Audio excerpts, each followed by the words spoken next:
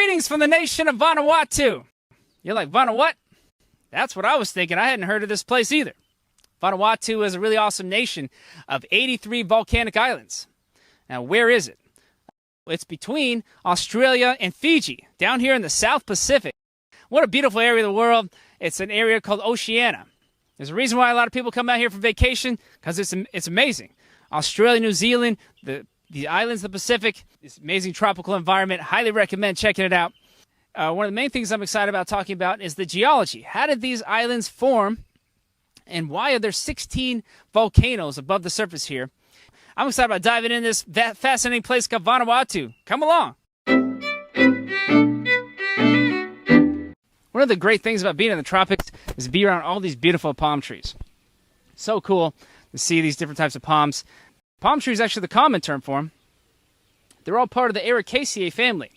And the Ericaceae family has shrubs, has some bigger trees, but the real tree-like ones are referred to as palm trees. And take a look. Don't these leaves kind of look like fingers? Think about it now. It's like, yeah, I guess I could see that. It kind of reminds you of a palm. And some of the palm trees have coconuts, of course. Those are the coconut palms. And what a valuable piece of fruit this coconut is. It's been used for so many ways. Think about coconut water. You can drink that. The white part, you can make coconut milk from. You can create coconut oil for cooking. You some cosmetics and building materials and whatnot. So, yeah, what a valuable, awesome thing a coconut is. All right, let's talk about meteorology here in Vanuatu. We're at about 17 degrees south latitude, surrounded by a bunch of warm ocean water. What's that mean? Warm, humid conditions, a lot of rain. Ton of rain, especially in the warmer months. But we're here right in the middle of their winter, quote-unquote winter, in July. They say it's usually pretty sunny this time of the year, but we haven't seen that. Fortunately, it stopped raining. It was definitely raining hard first 2 in the 3 days that we were here.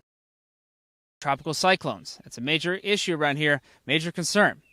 Would not recommend visiting this area during their summertime, their tropical cyclone season, December into March or so. They had a really intense, horrible tropical cyclone here in the year 2015. It was Tropical Cyclone Pam, with a ridiculous wind speed, a 10-minute maximum sustained wind approximation of 155 miles an hour. Can you imagine 155 mile an hour winds for 10 minutes? That would be intense. They think there was a 1 minute average peaked out around 175. Yeah, something to keep in mind. When you have a lot of warm water around, once you get a little low pressure develop, that warm water can really give it a lot of energy and build a stronger storm, a deeper and deeper low pressure system that can really increase wind speeds and cause some serious damage. So tropical cyclones, big deal around here, that's for sure. One of the awesome things about going to a tropical environment is to see all the amazing types of trees. I love the vegetation. There's all sorts of beautiful stuff. In particular, look at this guy. Now, this is a tree. This is the banyan tree, folks. Banyan trees are amazing. They look like they're something out of a storybook or something. I think they are in kids' books for good reason. Because, yeah, they look kind of magical and amazing. And what's going on here? Well, a lot of interesting stuff. So, a banyan tree is called an epiphyte, meaning it's a plant that grows on another plant. So it needs a host tree in order to get going and survive. And so its seed will get trapped in the crack of another tree or something, germinate, open up, and start building its own tree on that host tree. And all this here, these are above ground roots. So it's, this wild, aggressive above ground root system that goes all over the host tree. Not so good for the host tree. There's a reason why this tree is called the strangler fig. It's because it strangled the host tree.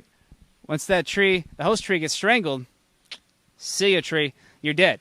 And these host trees decompose, and so the inside of the banyan tree becomes a hollowed out area, because that's where the host tree is gone now, and then that becomes a great place for animals to hang out. So at least it makes a cool habitat for animals, but yeah, sorry, banyan, you are a killer tree. So there you go.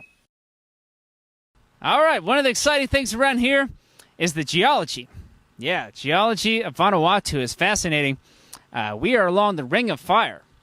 Ring of Fire is the big area around the Pacific where there are a bunch of volcanoes, earthquakes. This is not a particularly safe area, I would say, as far as natural disasters go, because the Pacific plate is encountering a lot of different plates around it, and that plate convergence, those areas, that's where volcanoes are formed and earthquakes and whatnot. So around here, we've got the Pacific plate subsiding underneath the Australian plate. And so when it goes down underneath, deep underground, you have this molten rock, this magma, that it starts making its way up toward the surface at that plate convergence boundary. Once that stuff gets above the surface, it can cool and harden and create land. So it's created a lot of volcanic islands around here.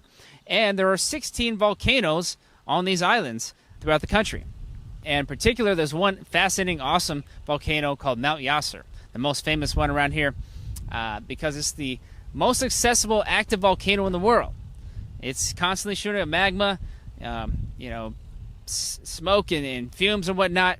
In fact, Will Smith came out there and visited it when he was doing a cool TV series called Welcome to Earth. So he was going all over the planet and checking out really fascinating places. And speaking of TV, Vanuatu is actually known also for being a site for Survivor.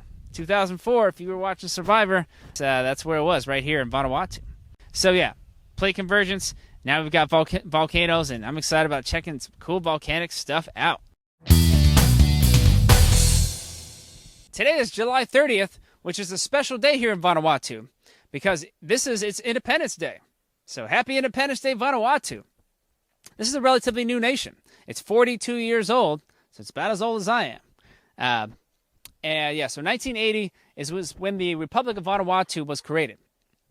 Before that, it was called the New Hebrides, because a European explorer came here and thought this archipelago reminded him of an archipelago near Scotland called the Hebrides. And so he got here and said, hey, this kind of reminds me of Hebrides. Let's call this a New Hebrides. It wasn't the most creative name, but whatever. But yeah, so people have been living in this area for thousands of years. The Melanesian people existed here for a long time. And then in 1606, the first European explorer found this place, a Portuguese guy.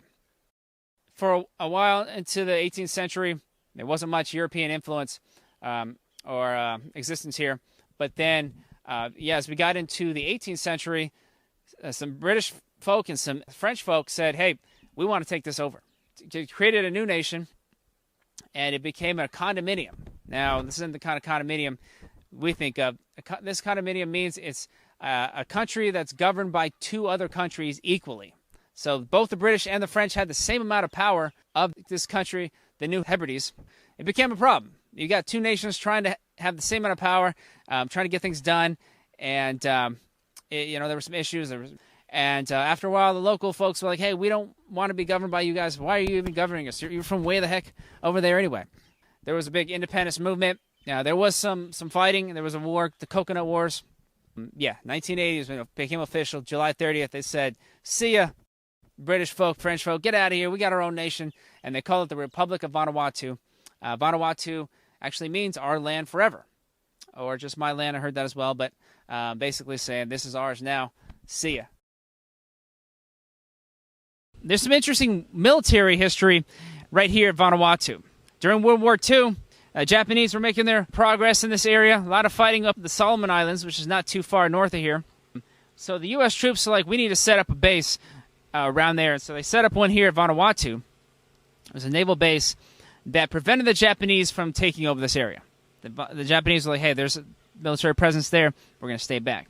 So one of the interesting things is that we found at the World War II Museum here are a bunch of artifacts left over from the U.S. troops. And the guy working there in particular was excited about a lot of Coca-Cola bottles. Apparently his granddad was really into collecting a lot of artifacts, but especially these Coca-Cola bottles that had where they were made on the bottom of it, so we could see like different cities.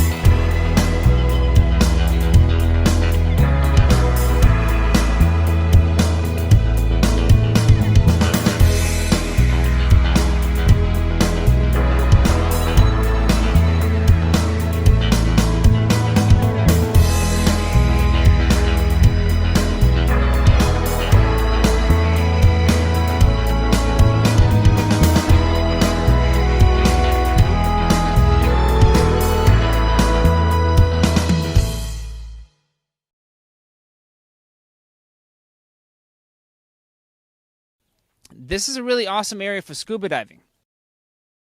And one of the things that people like to do here is go scuba diving to see where there are shipwrecks. And in particular, there was an old ship, Coolidge, that encountered some American mines that caused it to wreck. People do like to go scuba dive and check out this old shipwreck. Greetings from Tanna Island. Tanna Island is a 45-minute flight south of Ofate. That was the other island we were on.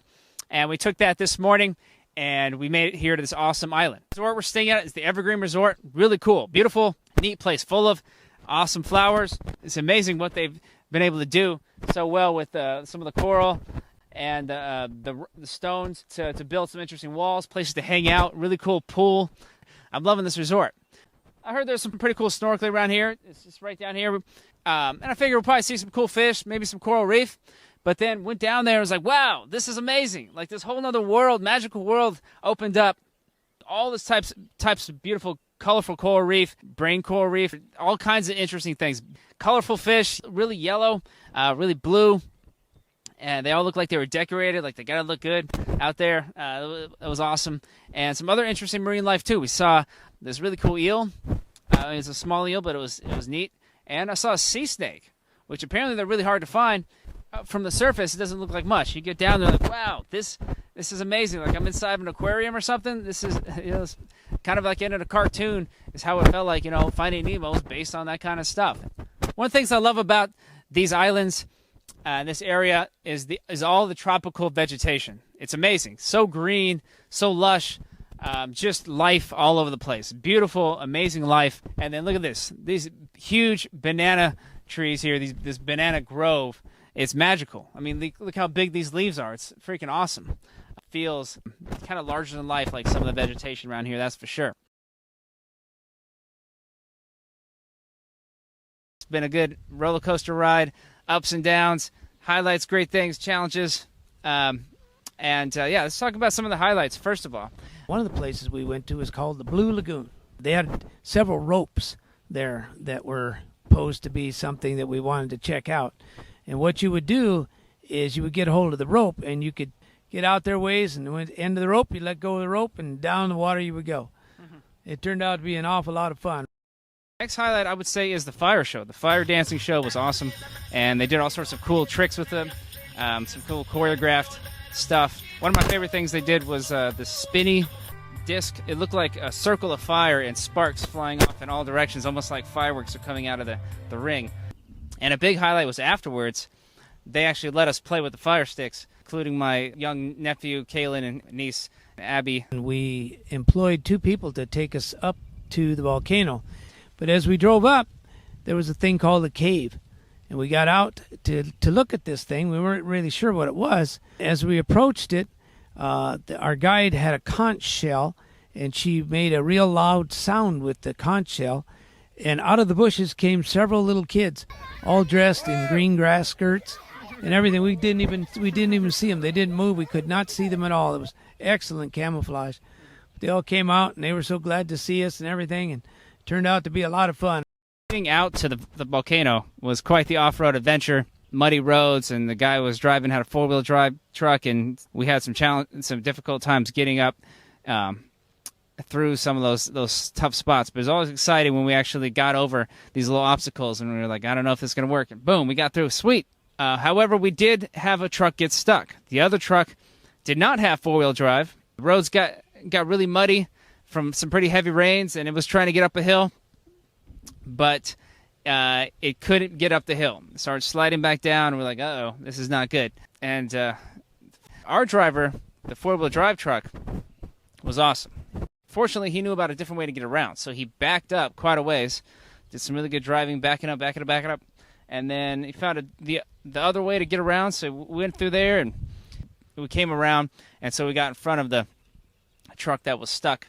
Initially, some of us were just going to pull the rope, but then we're like, yeah, we should probably get behind the other truck, and so I was back there, like 4 or 5 of us, and we're like, here we go, and first truck started going forward, and sure enough, with us pushing, that back truck started going. And then when the truck really got traction and took off, of course, this mud got all over me.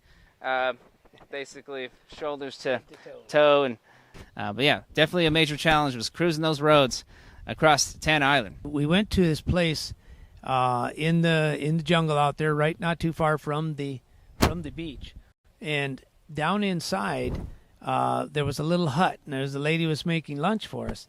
Well, we weren't really sure exactly what we were eating or what we were drinking, but we ate a little bit and drank a little bit, but it must have had some kind of Montezuma's revenge or something on us, because it got us for a little bit. Dealing with upset stomachs, quite a bit of bathroom time. We've been recovering from that, and we're on the mend now. Well, for the most part, luggage didn't pose to be much of a problem until we went to Tanna Island. Mike's nephew, Kalen, and Abby, my granddaughter and Mike's niece, had these little roll-around suitcases. Well, they put them on, checked them in, and when we got to Tanna Island, Kalen's did not come in, and it had been left behind back at Port Villa. So Kalen we had to go downtown and buy some new a bodysuit and a swimsuit. Actually, let Kalen use my shorts to go swimming in, and my shorts were a little bit big on him. It was kind of funny seeing these shorts. They were basically short pants on him. But and then we came back here to Port Villa, and right off the bat, he saw his suitcase was still here. He grabbed it and he brought it over, and he said, "Look at this, Grandpa." And gave each other a high five because we had got his suitcase back. But it's been really a lot of fun. There's a lot of excitement and a lot of different things we had never seen before, even though it'd been in this part of the country or this part of the world before. But there's a lot of natives here. There's a lot of Australians. And we seem to be, just part of the group here, and we're just treated just like everybody else. And the Vanuatu people are really nice people, very cordial, very hospitable. And they've been just very, helpful all the way through everything here. So, yeah, it's been something that we can always look back on for years and years to come and always remember. But what a ride it's been here on our trip to Vanuatu. It's always exciting to go someplace totally new and far from what you're used to, and just expand your horizons a little bit. It's been a great time, and say thanks for having this experience with us, and it's been a good family trip, that's for sure. All right, I had a most excellent time here at Vanuatu. Really an interesting nation of 83 islands and all kinds of cool stuff, unique things. I did some awesome snorkeling, saw this beautiful, magical marine world underneath, great fish and coral reef. That was awesome. And just the beauty of this place, nice beaches, learned some great things about the geology and the meteorology and interesting history. Got to see Mount Yasser. Got up close, saw it, shooting up some of the ash, and had a great experience there. Unfortunately, didn't get to the top because of the weather. Rained us out. We couldn't get up there and actually see it shooting up. But it is what it is. At least we got to see it. And, it was definitely interesting. And learned a lot of great things. So what a cool place this is, Vanuatu. If you ever get a chance, check it out.